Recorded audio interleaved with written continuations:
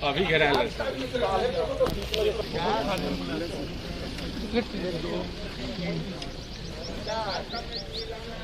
चार पाँच इसको खोलिए। हाँ हटिए भैया, खोल दीजिए, खोलिए। ये सारे फोटो ये अभी रुक जाएंगे। तो डिस्टेंस भैया, थोड़ा डिस्टेंस में रखो। खोलिए, खोलो यार, 6 मिनट से पता खोलो, पीछे का खोलो, पीछे का फोटो लो, रूढ़ी जी का खोलो, पीछे से खोलो, सब खोलो यार। ए खोलते काहे नहीं? बोले खोलने, खोल क्यों नहीं रहा? हाँ? सब खोलो, सब खोलो।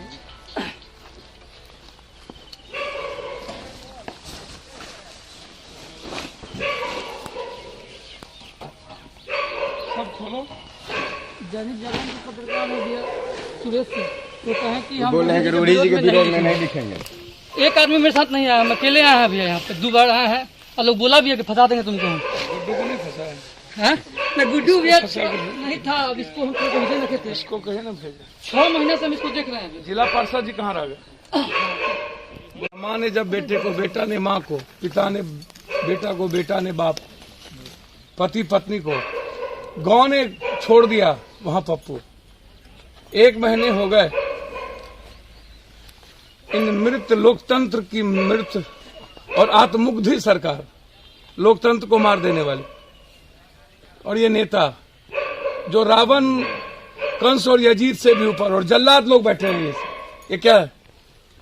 सारे एम्बुलेंस को और निकाल दिया गया, और कोई विनोद सिंह मुखिया के यहाँ भेज दिया गया, एक चौबे जी है उनके यहाँ भेज दिया गया।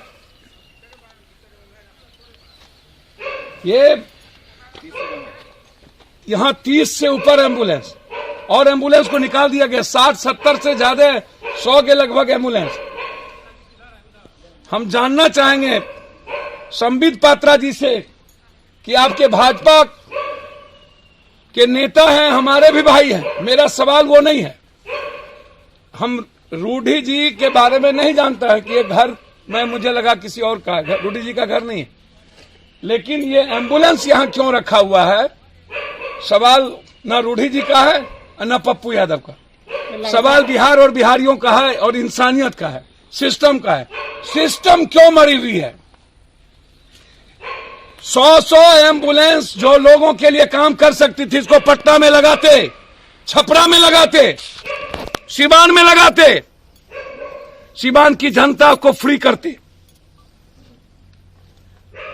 क्यों 18 रुपया किलोमीटर? क्यों नहीं कोरोना की बीमारियों को फ्री किया गया सरकार के द्वारा? क्यों नहीं कोरोना की दवाई सरकार के द्वारा फ्री देने की बात हुई? कोरोना के समय 5 लाख का बीमा क्यों नहीं? क्यों जब पूरा का पूरा देश और बिहार कोलैप्स हो गया, हर घर में लाश और कफन, फिर बहाली क्यों? मैं इंक्वायरी की मांग करता हूं, और यहां के सिविल सर्जन पे अविलंब कार्रवाई होनी चाहिए, मुकदमे लगने चाहिए कि एम्बुलेंस यहां क्यों। मैं जांच का विषय मैं उठाता हूं। सांसद द्वारा हर गांव में नहीं समझ में आता कहां पर एम्बुलेंस है। जब 7,000 12,000 रुपया 1 किलोमीटर का एम्बुलेंस माफिया, इंटायर क्रिमिनल और माफिया, ये सांसद के पैसे नहीं है सर, ये जनता का पैसा, MP लेट्स जनता का पैसा होता है, सांसद का नहीं होता है। फिर एक अंतिम सवाल है, सारे और ये लगे क्यों प्रतिनिधि घर में बैठे? पहले तो आप ये बताइए कि ये सरकार का पैसा है, जनता का पैसा है, DM इसके अथॉरिटी स्लिप होते हैं, वो सिग्नेचर करते हैं, आप इसको कहीं कैसे लगा सकते हैं? आप सिर्फ रिकमेंड कर सकते हैं, आप इसको किसी पंचायत में निजी लोगों के घर पे नहीं दे सकते हैं, किसी मुखिया के हाथ में नहीं दे सकते। आप या तो सदर अस्पताल में होगा, या तो ब्लॉक के अस्पताल में, या तो पंचायत में कोई सरकारी अस्पताल है तो वहां के द्वारा यह संचालित होगा। तो ये जिम्मेदारी ड्राइवर रखनी और ड्राइवर नहीं रखने की जिम्मेदारी सरकार की है। मैं बार बार कहता हूं कि इच्छा शक्ति की कमी है नेताओं के भीतर, नियत सही नहीं है, कोई प्रिंसिपल नहीं है इन नेताओं के भीतर कि कब हमको क्या करना चाहिए। जब मरने लगेंगे तो डॉक्टर की बहाली SR 18 के बाद आज तक बहाली नहीं हुई। ये कहते हैं कि प्रशिक्षित ड्राइवर, जब लाइसेंस किसी ड्राइवर को मिलता है तो वो प्रशिक्षित हो जाता है। किस ड्राइवर को हैवी लाइसेंस की जरूरत है और किसको नहीं जरूरत है। चौथी चीज, ये अपने ऑफिस में और अपनी बड़ी बड़ी तस्वीर लगा करके जयप्रभा अस्पताल, जहां सरकार का पैसा लगा, उसको इन्होंने कार्यालय बना लिया। कभी डॉक्टर और कभी एक भी वहां कर्मचारी नहीं रहे। इनके वर्कर वहां ऐशो आराम की जिंदगी जीते हैं और वहां पर ये लगभग 38 से 39 एम्बुलेंस लगा के रखे हुए हैं और एम्बुलेंस जो है इनके निजी मुखियाओं के घर पे है। ये एम्बुलेंस इसलिए लौटा लिया गया कि अगले लोकसभा में जो मुखिया इनको वोट नहीं दिए उनके यहां से एम्बुलेंस लौटा लिया, चुनाव के ठीक 1.5 से 2 महीना के बाद। अगले कोरोना वायरस में भी 13 महीना पहले ये एम्बुलेंस वहीं लगी हुई थी। मैं इन्हें चुनौती देता हूं कि यदि सच में वो बता दे, भाई आपको तो कोई लाज होगा नहीं, मंत्रिमंडल से आपको हटा दिया भ्रष्टाचार के आरोप में, तब भी आप थतरई करते हैं। आप जहां के चेयरमैन MP लोग के क्लब के बने हैं वहां भी घोटाला, तब भी आप थतरई करते हैं। पर्यावरण में NGO आपका जांच होना चाहिए, तब भी आप थतरई करते हैं। आप के बारे में आप किस किस को क्या किए हैं मैं उस पर नहीं जाऊंगा, आपके तरह मैं ओछा नहीं हूं। कभी बीपीपा के भरोसे, कभी जनता दल और कभी बीजेपी के भरोसे अनुकंपा पर जीतने वाला, जिनका अपना कुछ हो ही नहीं। अब वो हमें राजनीति तो मोदी जी भी करते हैं बनारस में आके, राजनीति तो गुजराल जी भी आके चुनाव लड़े। हिंदुस्तान का शरद जी से लेके मधुलिमय, मुफ्ती मोहम्मद सईद, MJ अकबर, चंद्रशेखर जी, अटल जी, जौहर साहब, शरद यादव, सब बिहार को और देश में सब जगह जाते हैं। देश में कोई, हमारी डेमोक्रेसी सबको इजाजत देती है सब जगह जाने की, और हम एक पार्टी के हैं। मधेपुरा घर नहीं है, बिहार घर है मेरा, और हम बिहारी हैं। जितने रूडी जी आप लोग सब मिल के लूटे होंगे ना, उतना हम 1 महीने में बांटते हैं।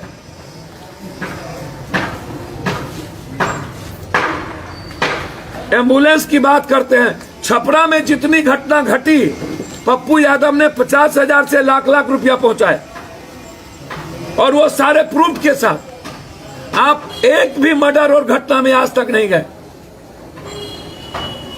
लिस्ट फिरहस्त है। हमारी कोई निजी दुश्मनी नहीं है, लेकिन मेरा सवाल है कि जो एम्बुलेंस का पैसा आपने चलवा के लिया वो कहां रखा? FIR होना है, वो आप निजी पैसे कोष में नहीं रख सकते थे। सरकार का पैसे का गबन हुआ है, तो जब सरकार के पैसे का गबन हुआ तो FIR होगा ना, इंक्वायरी होगी ना। और जब आपको ड्राइवर नहीं हो सकता, मोदी है तो मुमकिन है, तो फिर आप रिजाइन कर दीजिए। आप जैसे लोगों को छपरा के लोगों ने कृपा कर दिया, आशीर्वाद दे दिया कि आप 3 बार सांसद हो गए, और वो भी इसीलिए सांसद हुए कि लालू यादव जी के कारण। ये 2 धारा के बीच आप सांसद हुए, नहीं तो आप किसी कारण से नहीं होते, राजद के कारण।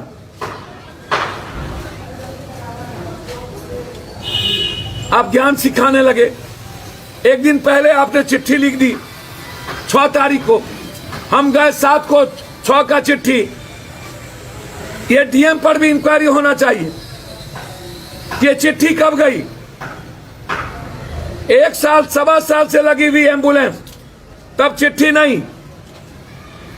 ट्वीट खेलने वाला ये ललबबुआ लोग, ये बिना स्नो पाउडर वाले नेता, इसको और मुश्क में भर दिन रहने वाला, आंख मिचौली खेलने वाले रूडी जी, पूरी दुनिया को पता है आपके बारे में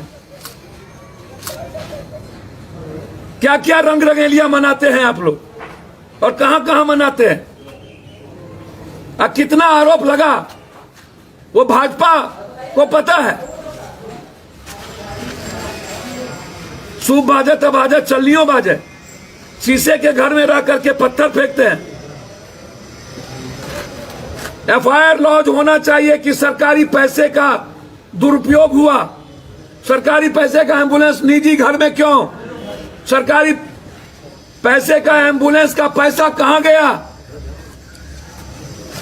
और जिस सरकार को, बीजेपी की सरकार है, जिस सरकार को ड्राइवर देने की और एम्बुलेंस के बगैर पूरा बिहार में लोग मर रहे हैं।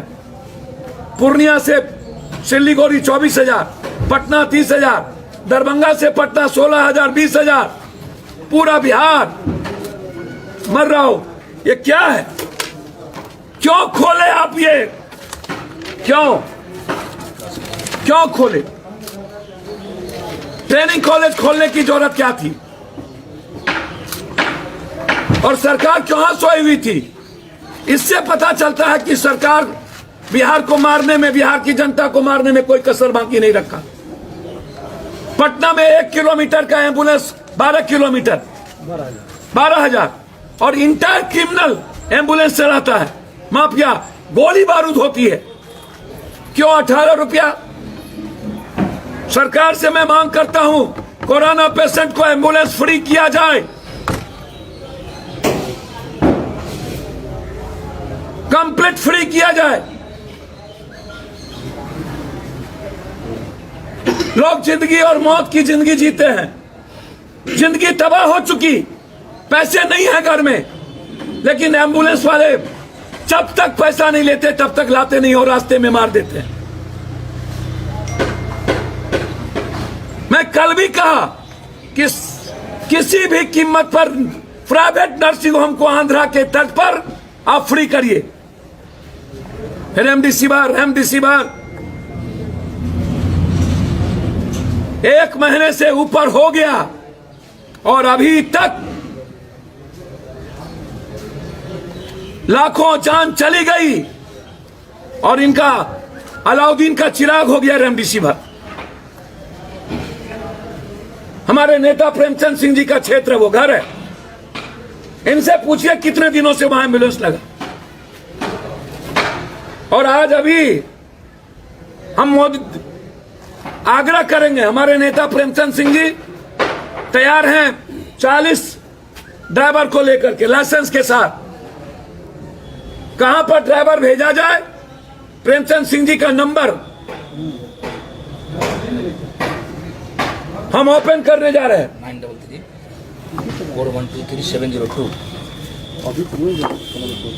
934123 702 702 जहां भी सरकार का एम्बुलेंस ड्राइवर के बगैर खड़ा है, आप प्रेमचंद सिंह जी को टेलीफोन करें, ड्राइवर मुहैया ही करें। हमारे ड्राइवर सारे तैयार हैं। किस वक्त रूडी जी को ड्राइवर चाहिए, प्रेमचंद सिंह जी को फोन कर ले, उन्हीं के परिवार, उन्हीं के घर के। हमारा कोई मतलब नहीं था रूडी जी को हाथ करने का, मैं दिल से कह रहा हूं। हमें जानकारी मिली वहां एम्बुलेंस लगा था, मैं चला गया, जबकि मैंने पहले ट्वीट किया और कल प्रेस कॉन्फ्रेंस में बोला, और तब वहां से एम्बुलेंस को पीछे लगा दिया गया। तो हमें जानकारी मिली कि वहां एम्बुलेंस है, इसीलिए हम गए। हम रूडी जी हमारे लिए टारगेट नहीं हो सकते। और जो व्यक्ति हर पेशेंट को उठाता हो, छूता हो, जिसकी जिंदगी मौत के साथ जूझती हो, राजनीति क्या करेगा? जो हर पल शमशान जाने की तैयारी करे। और अब तो उनके लोग धमकी दे रहे हैं कि उल्टा गिनती शुरू हो गया पप्पू यादव। जब वो जरूरत होगी तो वो ऑडियो मैं दूंगा आप लोगों को। आज मैं सिर्फ इतना कहूंगा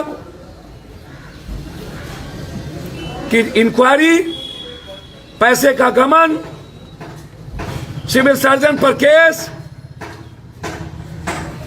और संबित पात्रा जी बताइए, पप्पू यादव के पास 2 वेंटिलेटर था, मेरे अपने पैसे के बपोती, तो आपके पेट में दर्द हो रहा था, जल्दी अस्पताल भेज दीजिए, जबकि 6-6, 7-7 वेंटिलेटर अस्पताल में भेजा हुआ हूं।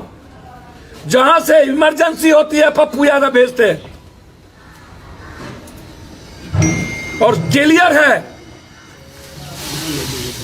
मेरा फादर हो या कोई, मोदी जी हो या नीतीश जी, जब सिस्टम के द्वारा इंसानियत और आम आदमी को मारा जाएगा तो पप्पू यादव मरने की तैयारी करेगा। हमें मरने से कोई डर नहीं, इसका जवाब दे दें। नीतीश जी से आग्रह करेंगे इसकी पूरी इंक्वायरी हो। एमपी लैट्स का गाड़ी घर में कैसे, प्राइवेट जगहों पर कैसे, और ये सारे ड्राइवर तैयार, लाइसेंस ड्राइवर है, अविलंब इसकी सरकारी नौकरी लगे। सरकार जहां कहेगी सरकारी नौकरी के लिए हमारे ड्राइवर जाने को तैयार। और कुछ पूछना हो तो पूछ। सर ये इस्तीफा दे दिए दरभंगा पीएमसीएच के, डीएमसीएच के अधीक्षक। उन्होंने एक लेटर जारी किया, उन्होंने कहा कि हम एक दिन पहले जो है वो, उन्होंने सब कुछ लिख दिया है कि मेरे पास कुछ नहीं है, ना आउटसोर्सिंग है ना कुछ है, इसलिए मैं नौकरी में नहीं रह सकता। यह बात बेतिया के भी कहे। तो अब जब एक भी पदाधिकारी रहने को तैयार नहीं है इनके यहाँ,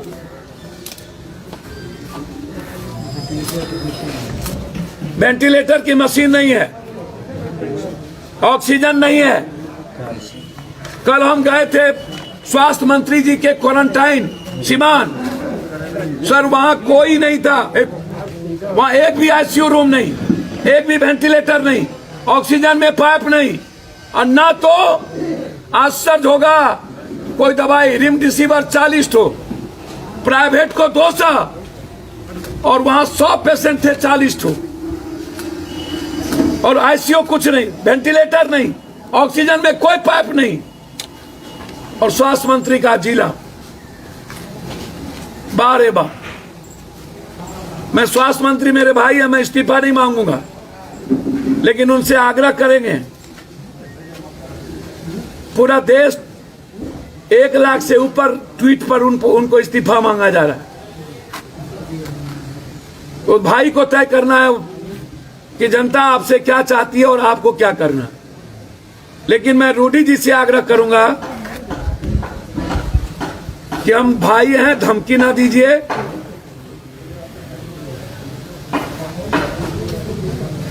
हम छपरा भी लड़ सकते हैं, हम सीवान भी लड़ सकते हैं, धमकी ना दीजिए। हम गोपालगंज भी लड़ सकते हैं, पटना भी लड़ सकते हैं।